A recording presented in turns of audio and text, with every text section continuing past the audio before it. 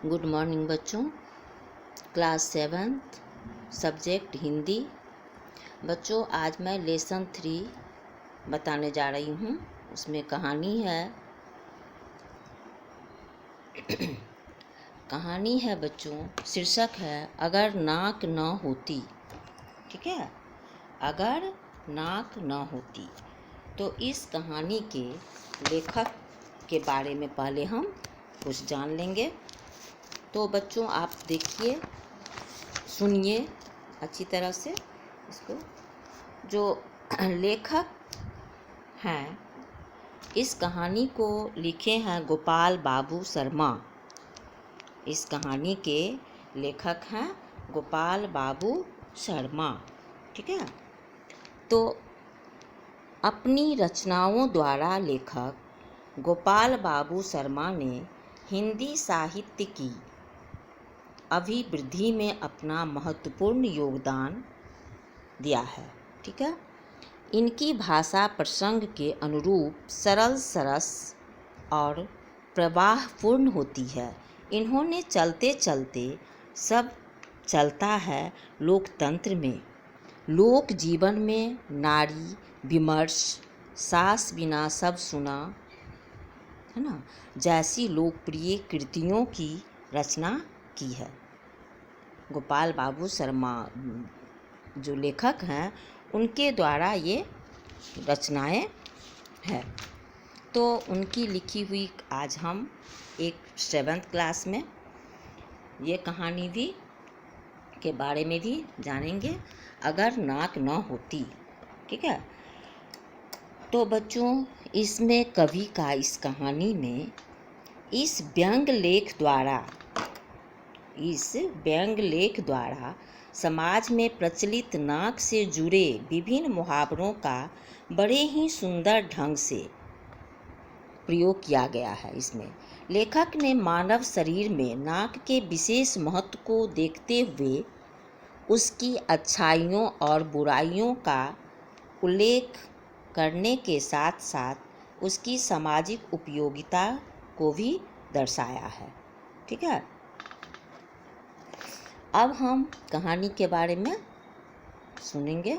मैं नवीना झा मैम आप लोगों को बता रही हूँ, आप ध्यान से सुनिएगा बच्चों। तो अगर नाक न होती, इसमें हंसी भी आएगी, अच्छाई भी है और बुराइयाँ भी है। ठीक है, तो इस कहानी में है कि कितना अच्छा होता अगर नाक न होती।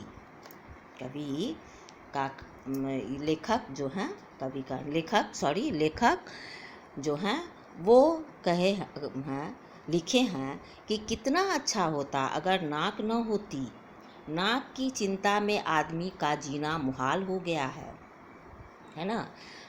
नाक रखने के खातिर लोग मुकदमेबाजी में बर्बाद होते जाते हैं। कर्ज लेकर भी ब्याह शादी में भोज भात पार्टी करते हैं। ठीक है, ये बात सही है। जो बहुत सारे लोगों की ये सोच होती है कि अपना नाक रखने के लिए वो फिजूल खर्च करते हैं। ठीक है, वो जिससे कि उसका नाक बची रहे, तो वो अपने औकात से ज़्यादा दिखावा करते हैं, बल्कि ऐसा नहीं होना चाहिए। नाक के कारण आदमी को नाको चने चबाना पड़ते हैं। नाक बड़ी जल्दी कटती है और प्रायः बिना किसी हथियार के ही कट जाती है। आदमी की अपनी नाक के साथ खानदान की नाक भी जुड़ी रहती है। कभी कोई ऐसी वैसी बात हो जाए तो लड़का घर से रूठ कर भाग जाए, लड़की लव मैरिज कर ले, या कोई झूठा मूठा इल्ज़ाम लग जाए तो अपनी ही नहीं पूरे खानदान की नाक कट जाती है। इसका यही कहने का मतलब है कि ऐसा जो होता है तो क्या होता है, तो पूरे खानदान की नाक कट जाती है। अगर परिवार में कोई ऐसा घटना घटता है तो पूरे परिवार का, खानदान का नाक कट जाता है। ये नहीं है जो व्यक्तिगत ही। तो मान न मान मैं तेरा मेहमान। तो इस कहानी में जो है ना, वो लेखक जो हैं वो मुहावरा का प्रयोग ज़्यादातर किए हैं। जुकाम आकर पसर जाता और नाक में दम कर देता है। बहुत बुरी लगती है जब वह किसी शुभ कार्य में के वक्त अनायास छींक मार देती है। वास्तव में और छींक दोनों, नाक और छींक जो है दोनों सहेलियां हैं, पर ज़्यादा लोग उन्हें अकेले ही देखना पसंद करते हैं। कहीं जो हम जाने लगते हैं और कोई छींक देता है तो हम उसको क्या मानते हैं, अशुभ मानते हैं, है ना। तो वही कह रहे हैं, जो कोई जो है नाक और छींक दोनों सहेली है, लेकिन हम लोग जो हैं वो उसको नाक को अकेला ही देखना पसंद करते हैं। ठीक है। नाक में जितनी कमियां और बुराइयां हैं उससे ज़्यादा अच्छाइयां भी है बच्चों। क्या है? तो इसलिए कि जिनकी नाक नहीं होती वे भी नाक लगाते हैं, भले ही इस बात पर कोई दूसरा नाक वो सिकुड़े तो सिकुड़ता रहे। नाक रहना बहुत ज़रूरी है वैसे भी, और चेहरे पर भी नाक चाहे सारस की जैसी लंबी हो या चिलगोजे जैसी छोटी हो, है ना, या चपटी हो या पकौड़े जैसी मोटी हो। नाक का वर्णन किए हैं लेखक ने, लेकिन होना तो ज़रूरी है। नाक ना उसकी सूरत देखना ही पसंद ना करता है। अगर नाक नहीं रहेगा तो उसका सूरत देखने लायक नहीं रहता है। भला बिना छज्जे के मकान का फ्रंट शोभा देता है? बिना छज्जा का जो मकान हम बनाते हैं तो वो क्या अच्छा लगता है? तो उसी तरह से चेहरा पे नाक का होना ज़रूरी है। मध्यकालीन में नायिकाओं की नाक के लिए बहुत सी उपमाएं दी गई थी। मध्यकालीन में नाक का बहुत सारे उपमाएं कवि लेखक कविता में दिए थे। कवि ने नाक को चंपे की कली, तिल से सुगंधित फूल से निर्मित और तलवार की धार से बढ़कर बताया गया था नाक को। ठीक है। पर एक बात समझ में नहीं आती है कि अधिकांश कवियों ने नाक की उपमा तोते की चोंच से क्यों दी है। बहुत सारे जो हैं कवि वो नाक की उपमा तोते की चोंच से भी किए हैं। हम किसी सुंदरी सुमुख नायिका की नाक की उपमा तोते की चोंच से पढ़ाते हैं तो हमारे हाथ के तोते उड़ जाते हैं, मन में अजीब सी भाव उमड़ जाती है। कवि लेखक कह रहे हैं, ऐसी नाक किसी चेहरे पर चार चांद लगाए तो दीवार में ठुके हुए उल्टे फूंक सी नजर आती है। बहुत तरह का नाक का वर्णन किए हैं। उपन्यास और कहानियों में सुंदर नाक को सुतवा नाक कहा जाता है ना। इसमें उपन्यास और कहानी में सुंदर नाक को क्या कहा गया है? सुतवा नाक। ऊंची और दीर्घ नाक की तुलना में कुल्हाड़ी से भी तुलना की गई है नाक को। सुकोमल छोटी सी नाक है तो उसको भेड़ की नाक की जैसे संज्ञा दी गई है। नाक शरीर का सबसे अधिक महत्वपूर्ण अंग है। अगर चित्त लेट कर देखें तो यह बात अपने आप सिद्ध हो जाती है। यदि आप चित्त हो करके देखिएगा तो खुद जो है समझ में आ जाती है। ऐसी स्थिति में काला चश्मा लगाया जा सकता है। कान फट जाए तो आ जाए या चली जाए तो ऐसी स्थिति में काला चश्मा लगाया जाता है। ठीक है। उसे कंटोपा पहनकर छिपाया जाता है अगर कान नहीं रहेगा तो। लेकिन अगर कहीं नाक कट जाए तो चेहरा रेगिस्तान की तरह एकदम सपाट अथवा चक्की सा पाट नजर आएगा, है ना। हालांकि प्लास्टिक सर्जरी द्वारा इसका इलाज हो सकता है, परंतु वह बहुत ही महंगा पड़ता है और बड़े नकुसा को भी नानी याद आ जाती है। कुछ लोग नाक पर मक्खी तक नहीं बैठने देते हैं। बहुत से लोग ऐसे भी हैं जो कुंभकर्ण की भांति सोते हैं तो उनकी नाक नक्कारे सी बजती है। कई लोग ऐसे भी हैं जो कुछ भी होता रहे पर वे दिन दुनिया के बेखबर बने रहते हैं। ऐसे लोग भी हैं। किसी भी नाक पर दे मारना भी कई लोग अपनी शान समझते हैं। कुछ लोग सचमुच नाकादार होते हैं पर बनते हैं। खैर जो भी कुछ है, नाक रहने में ही भलाई है।